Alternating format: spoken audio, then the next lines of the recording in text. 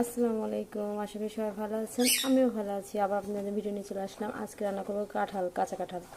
এবছর আমার খাওয়াই হয় নাই, এখনও পাকা শুরু হয়ে গেছে, তো আমার খাওয়া হয় নাই। তো আজকে রান্না করবো চিংড়ি মাছ দিয়ে। চিংড়ি মাছগুলো অনেক বড় বড় ছিল, তো গলদা চিংড়ি, তার জন্য দুই ভাগ করে নিয়েছি।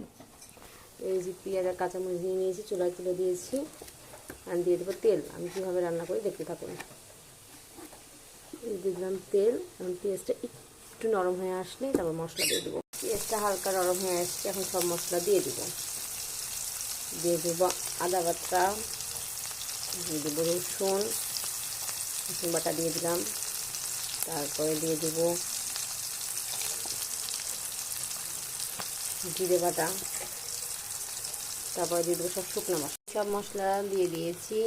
হলুদের গুঁড়া, মরিচের গুঁড়া, লবণ, ধনিয়ার গুঁড়া, জিরা গুঁড়া, গরম মশলা, তেজপাতা সব দিয়ে দিয়েছি। সামান্য একটু পানি দিয়ে মশলাটা কষানোর জন্য দিয়ে মশলাটা কষাবো। মশলা কষানো হয়ে গেছে, এখন দিয়ে দেবো চিংড়ি মাছ।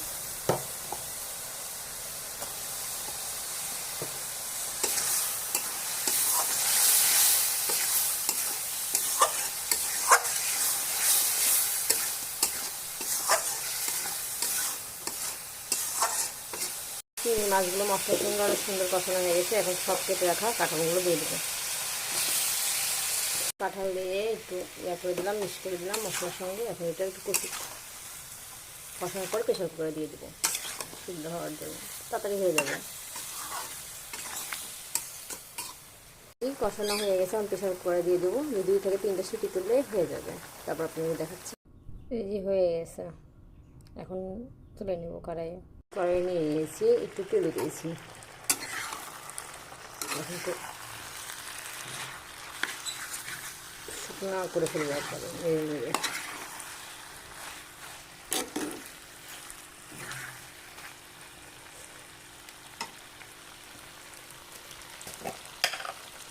এখন দিয়ে দিলাম একটু ভাজা মশলা, গরম মশলা, জিরা, ধনিয়া ভেজে গুঁড়া করছি, আমি দিয়ে দিলাম। সেন্টটা অনেক সুন্দর লাগবে।